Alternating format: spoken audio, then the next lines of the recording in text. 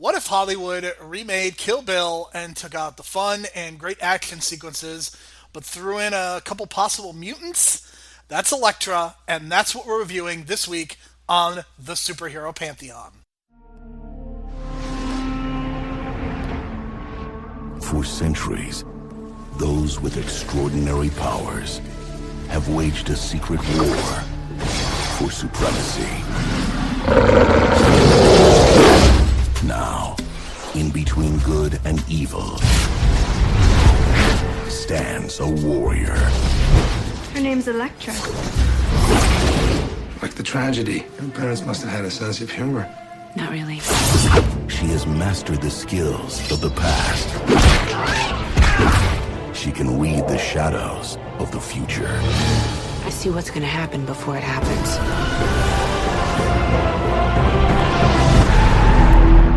She's my friend. She doesn't really know who you are. This January, It's about her, isn't it? She was a prodigy from 5 years old. You'll be better than I am very soon. one generation must protect the next. War's just begun.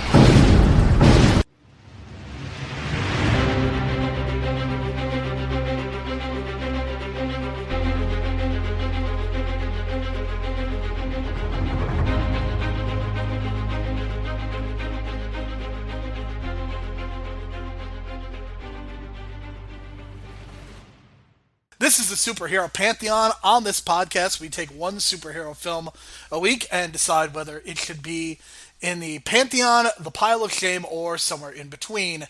My name is Jerome Cuson. You can find me on Twitter at JeromeC1985. You can find additional episodes of this podcast through Apple Podcasts, Stitcher, and all of your favorite podcast apps through The Real World.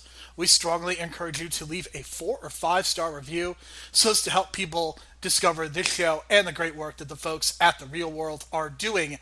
If you would like to interact with us or send feedback, you can do so in one of two ways. First, send an email to superheropantheon@gmail.com. Second, find us on Twitter at Hero Pantheon. My co-host for this week and every week will be Brian DeBrain. He can be found on Twitter at Brian DeBrain. Brian, this week we are reviewing a movie that was 90 minutes long, so it was much shorter than Supergirl, much shorter than Captain Marvel, but unlike those two movies, this movie felt like it took an eternity to get through. Yeah, I figured this would be a great 90-minute sit through because it'll be a fast watch. But, alas, I had to rewatch many scenes just to get the context of what was going on in this movie. So, right off the bat, it's just a bad experience trying to catch up on what the hell's going on. And I know I haven't seen Daredevil in, 15 years maybe?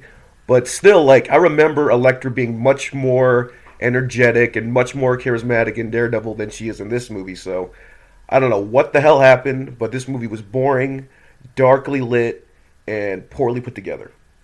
Let's get to the notes, of which there are very few, but Jennifer Garner reportedly told a journalist that she felt this movie was terrible and that she only filmed it because of contractual obligations from Daredevil.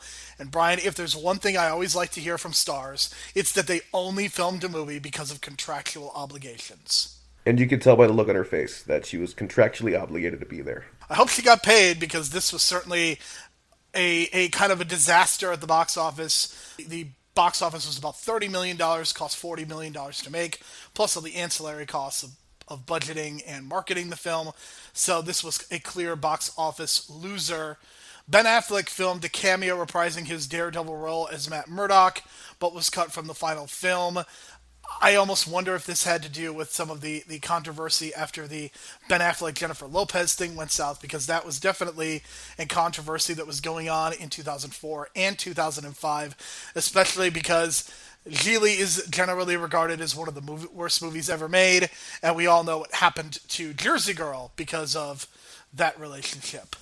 That was definitely a thing back then, and I still don't get it, but that was Hollywood at the time. They could hate you for having, a popular relationship, and then nowadays it's much worse. So that kind of shows you where Hollywood was at the time in terms of scandals and how much it rocked Jennifer Lopez and Ben Affleck's career for 2 years for something so minor, I think. Right. For the act of falling in love on a movie set and making a really bad movie, apparently, it's very, very strange. In an interview with UK's Empire Online, director Rob Bowman stated that the original director's cut was R-rated, and you can definitely tell that because there are some pretty violent scenes. There are multiple decapitations, and a sigh goes through one of the characters' heads. So you can definitely tell, but there was no blood, henceforth the PG-13 rating. So they had to tone the film down. Also, Brian, due to, say it with me, contractual obligations. Yeah, yeah, and also like it's kind of like the Kill Bill thing, I think as well. Like Kill Bill, like you mentioned at the top of the podcast, very hot at the time in terms of like the influence it had on action sequences and the violence in movies at the time. So obviously they wanted to push the limit. And as soon as I saw that beheading, I was like, oh, they're definitely going for the Kill Bill vibe. But then you realize this is a PG-13 movie, and then you look up the backstory, and it all makes sense. So the director was trying to probably push it a little bit just to get that kind of edginess to it, and not realize that, hey, I probably have to stick to a PG-13, and this is not going to fly. Spoiler alert, it did not work. Let's talk about the heroes. That's how few notes we have for this movie because it's very much been forgotten. Jennifer Garner is in this movie, and she is probably at one of the peak points of her career as she is starring on the hit ABC TV show Alias, and this is going to be her big moment as a lead action star, and unfortunately, because so much of the other elements of this movie don't work, she is bad in this movie. She is really, really bad. Monotone, bored. She brings no energy to the role like she did in either Alias or even Daredevil. And I certainly think there are roles that she can play. I think she's been very good in supporting roles in movies like Juno, as well as Love, Simon. But in this movie, like even the action sequences, the way they're shot, I mean, they just do not make Jennifer Garner look good. And the way that she is portrayed is she basically is dragged into being a hero after being an assassin, and they show what happened to her at the end of Daredevil, or at least the post death sequence, so to speak. And what we get from her is one of the things that I DM'd you is that they basically portray her as either being autistic or having a little bit of OCD, and she only becomes a hero when she saves what I would consider to basically be her surrogate family. The actors Goran Visnich, who plays Mark Miller, he gets to play the damsel in distress and is kind of a void of charisma. And then you've got Kirsten Zien, a young actress, playing Abby Miller.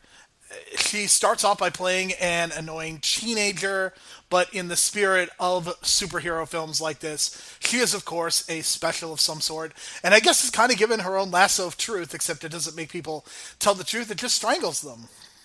Yeah, like the whole setup for this trio, like it's very, very weird.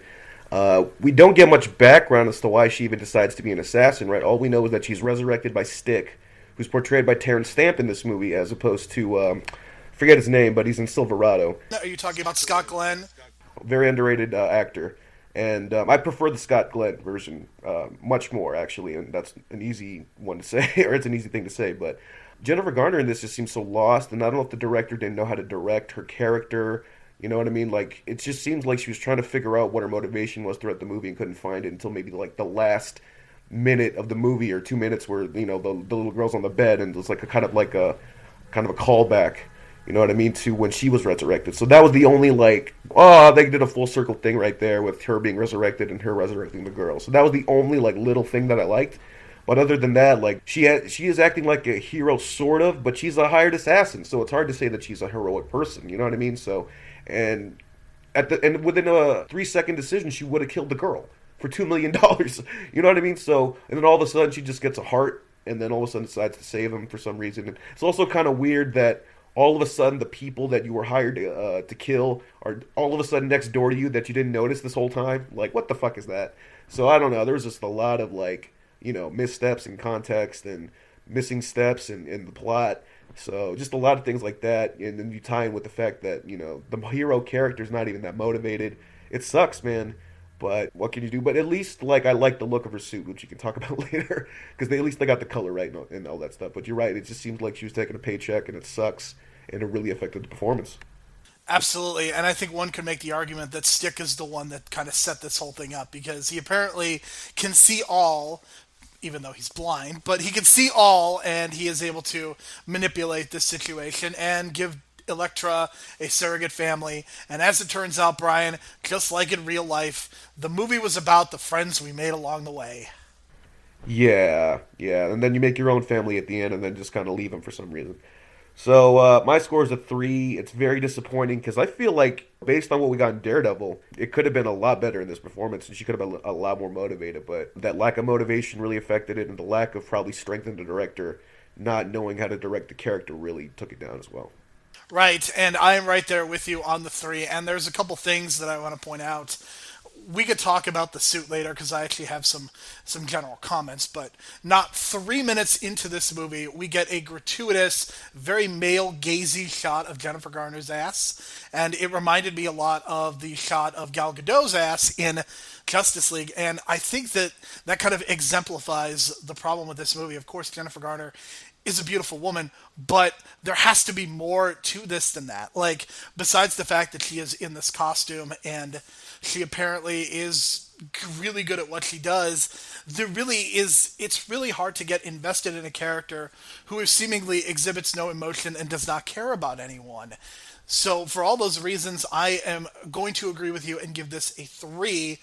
Now let's move on to the villains. Somehow this is even worse. I really like one of the actors, Kerry Takagawa, is a very underrated actor, but he almost has nothing to do with this movie. He's in like 2 office scenes, and I was expecting him to somehow be part of the climax of this movie, and he just isn't. Perhaps setting up for a possible sequel, but his character of Roshi is generally very useless. But I know that you are also a fan of Mr. Takagawa. Yes, because he is Shang Tsung from Mortal Kombat, and I am very unapologetic of my love for that movie, and I think you are too, because it was just at the right time in the 90s when it came out, right when the video game was hot. And right at that time, I remember like renting the movie at Blockbuster and like just watching it like at least 6 times within the 24-hour period, because back then it was a 2-day rental.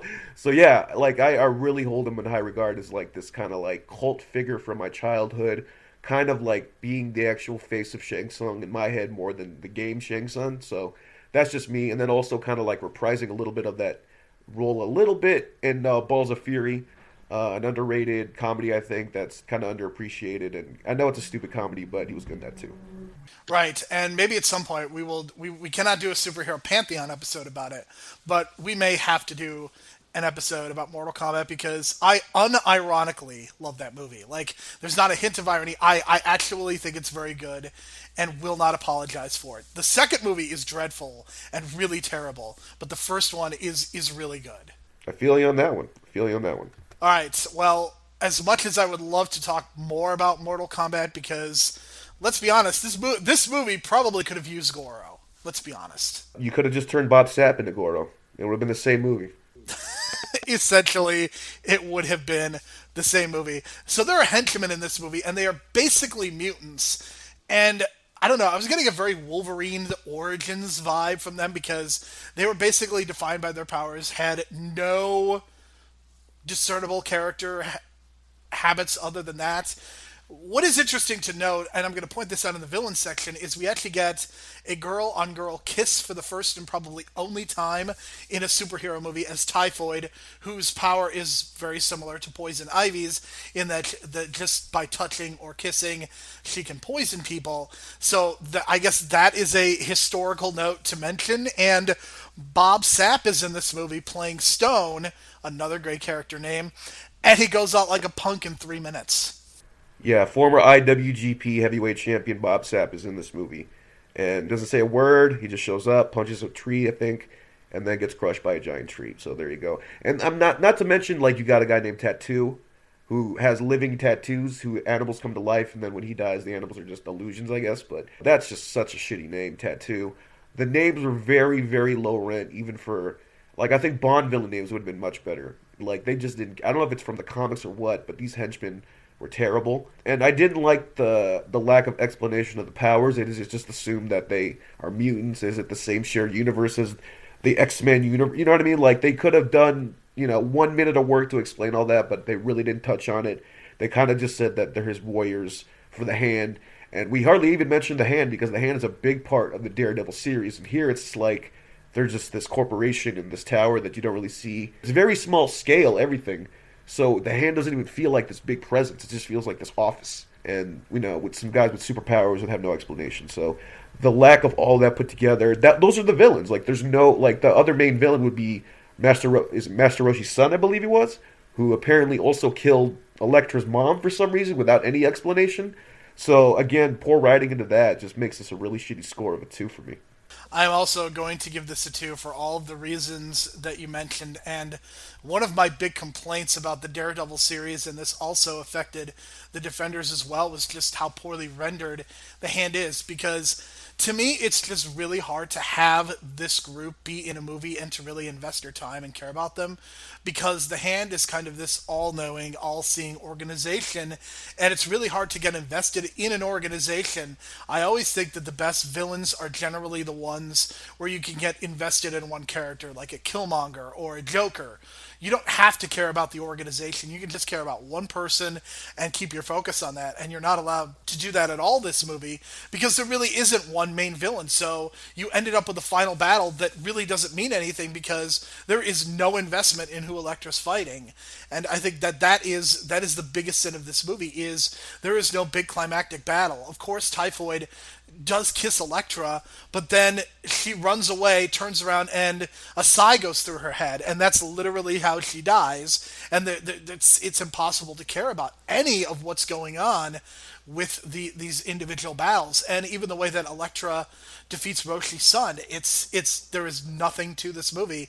And at times, did you notice the amount of slow motion that was going on in this movie? Yeah, because they had to stretch it to 90 minutes. This was like a Zack Snyder movie. I mean, and Zack Snyder, at this point, the only thing that he had directed was Dawn of the Dead, the remake. So we can't even say that this is Zack Snyder's fault because we had not even gotten that cliche yet. But there's so much slow-mo in this movie that you would almost think Zack Snyder watched this and was like, this is how a superhero movie should be made. Perhaps. I got some of those vibes, especially with that sequence where you got these floating sheets, in the air. So I got that vibe too.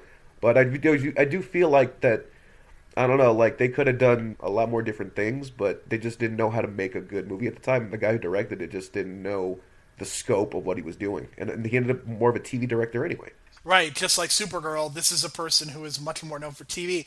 And it's not that TV directors are inherently bad and cannot direct movies, but I think there are certain cases where it's just not going to work. And I think you needed a director who really knew how to direct action. And when you don't have an action director, an action-oriented director, you're going to end up with something just like this. The story for this movie. So one of the things that I'm going to try to do when we talk about the story is I just think it's easier, especially for movies like this where the plot can at times be very difficult to discern, to go to IMDb and read what they have said the plot of the movie is. So, as IMDb says, Elektra has severed all ties with the world, leaving only for her next assignment.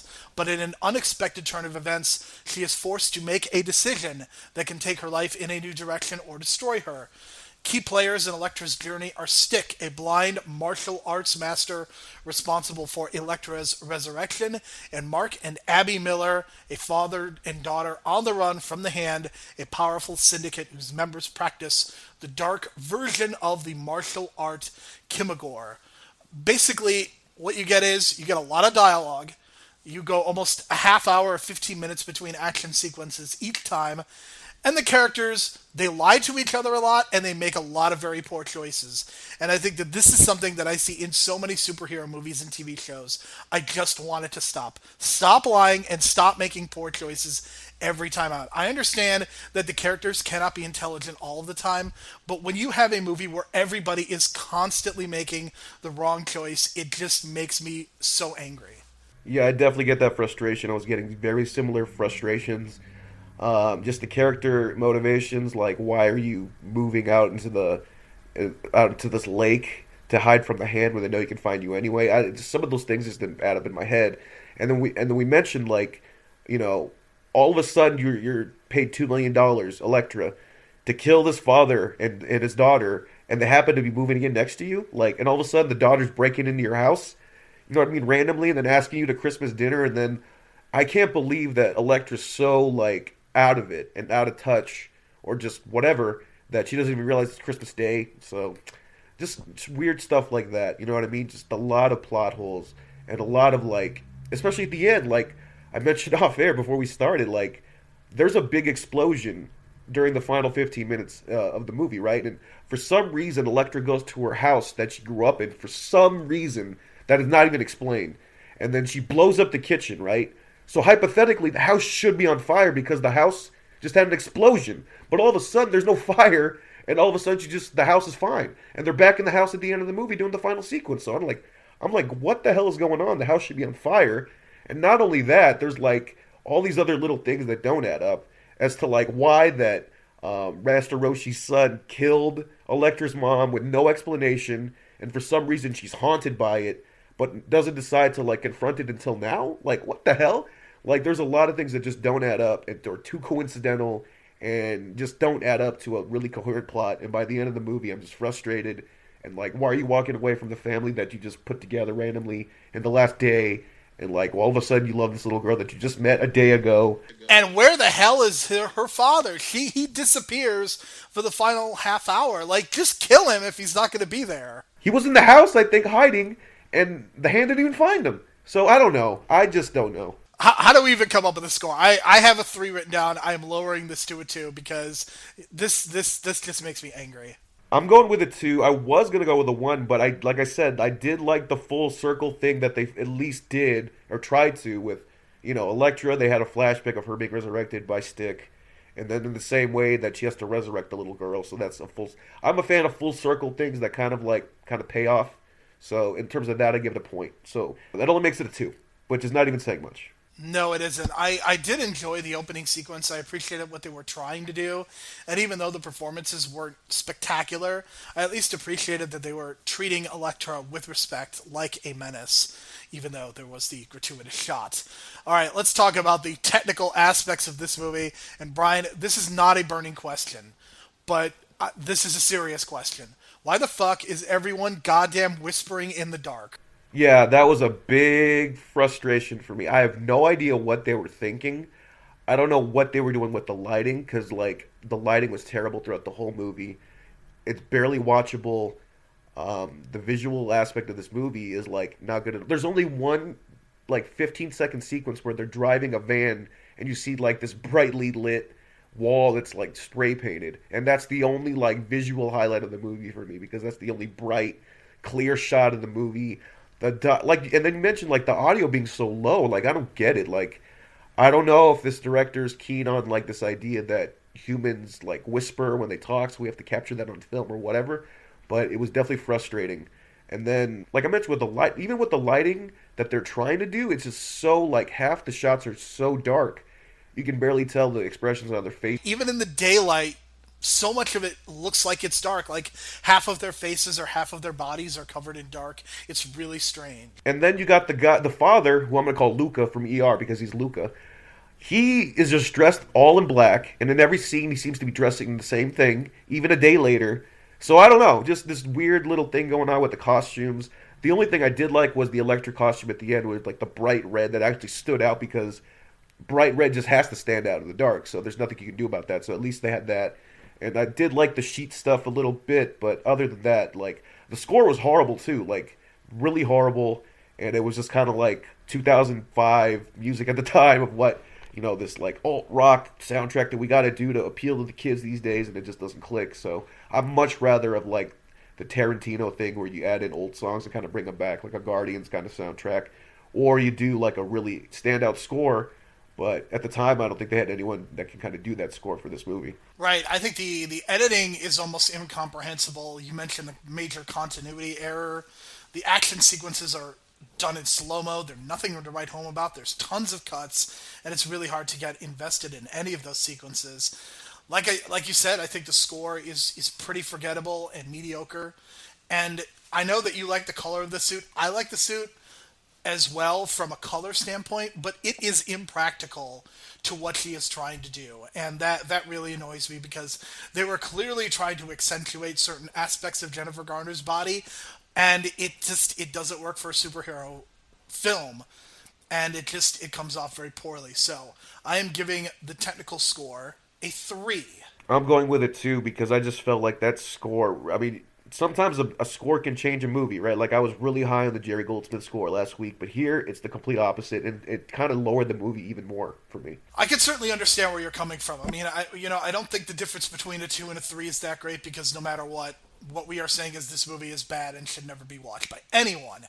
My legacy score is a 0 because people have completely forgotten about this movie to the point where it's really hard to find on streaming. I also think that this did 3 really bad things. First, it killed this iteration of Daredevil and that entire franchise, which admittedly is not a big deal, and who knows if Ben Affleck was even interested in reprising the role again. Basically, this is the last female superhero movie for 12 years. We would not get another one until Wonder Woman came out in 2017. That is the movie that we will be reviewing next week, so that's a little bit fitting. And I think this really hurt Jennifer Garner's movie career because here she is in this movie and it bombs, and she is playing in mostly supporting or indie type roles for the next 12 years until she does Peppermint, and Peppermint has many of the same problems as Elektra with a little bit of racism thrown in there. So for all of those reasons, I am giving this a 0. Well, for me, I didn't realize how much an influence of that performance that Terrence Stamp gave to Scott Glenn.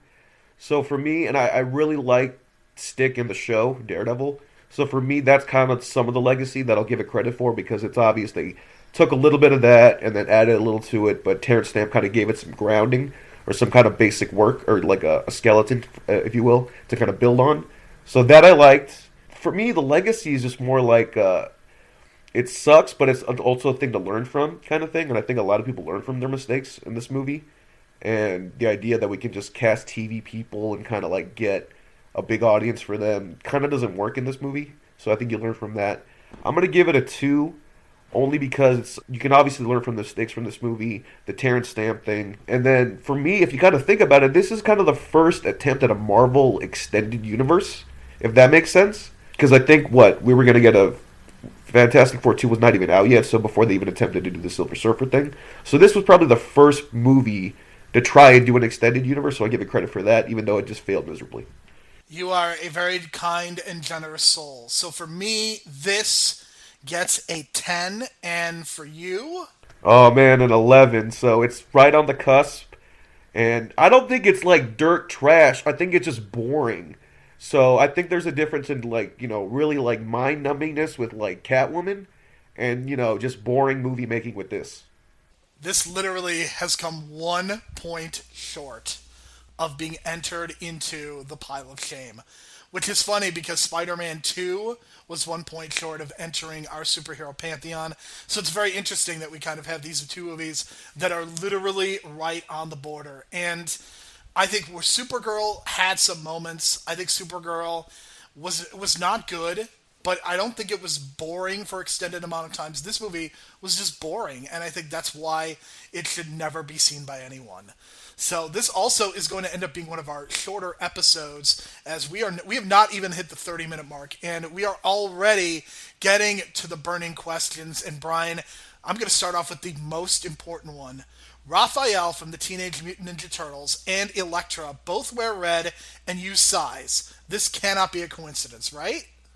Maybe because like the Turtles came out in the 80s in the comics, right? And Frank Miller kind of redid the whole story of Daredevil a couple years later, or maybe around that time actually. I'm trying to get my timeline put together, but you might be right. There could be something to that. Just the attitudes don't match up, if you know what I mean. But on a little side note, we will review the Ninja Turtles movies soon, probably this year, most likely this year. I'd say Turtles 1 is probably the most underrated kids movies ever made. That is a hot take for sure. Well, I will tell you this: we are also reviewing the Batman Ninja Turtles crossover movie that is coming out because 4-year-old me is really excited for that. Wow, is that the... Wait, I don't even think I heard about that till now. You just said it. I'm really excited. I thought it was something else, and then I realized I was thinking of something else. So you just got me really hyped for a movie I didn't know about. Yeah, it's going to be an animated collaboration between Nickelodeon Studios and Warner Brothers. it is going to be based off the comic book because it was a comic book crossover between the Ninja Turtles and Batman. And my only disappointment is that Kevin Conroy is not reprising his role of Batman in the movie, because that would have tickled me to death.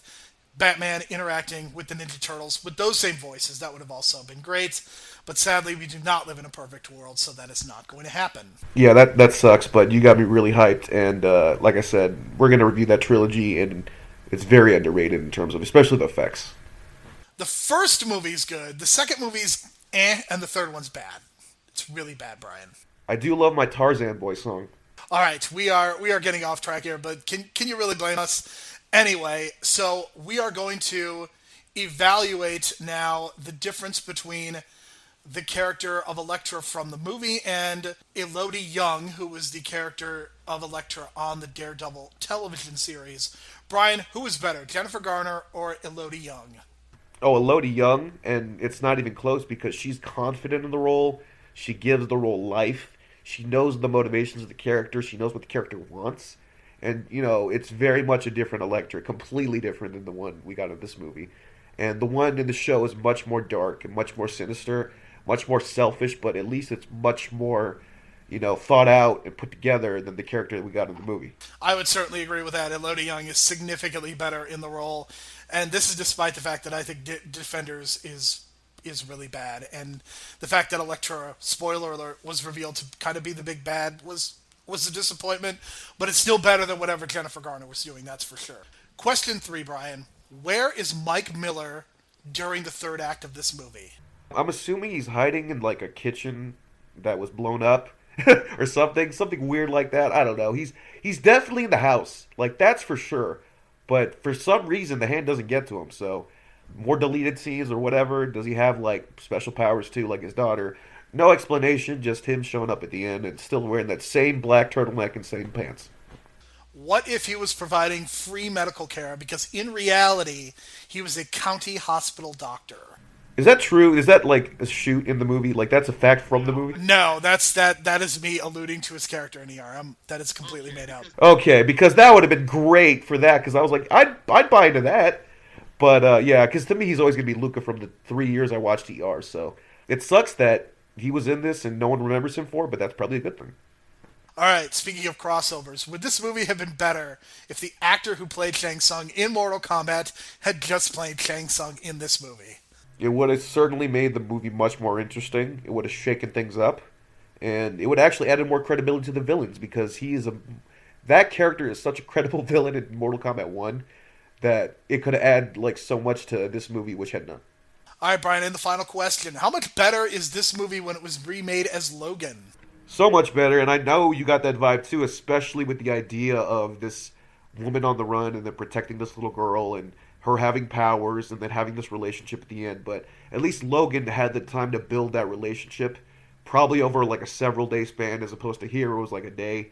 So theoretically, this all takes place during Christmas or like the day after Christmas. So definitely Logan was better, and I don't know if it was just like certain story aspects that they took on purpose, but a lot of similarities. But then again, it was also based on the Logan standalone comic. So.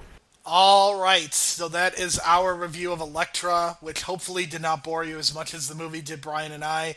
Next week, I am happy to move on to talking about Wonder Woman next week. I have no idea, as we sit here right now, I have no idea whether this movie is going to go into the Pantheon or not. And I generally have a good sense of where certain movies are going to fall, either in the Pantheon, in the pile of shame, or either in somewhere in between. Brian, I don't know. I'm going to give Wonder Woman a serious rewatch, and we'll see what happens.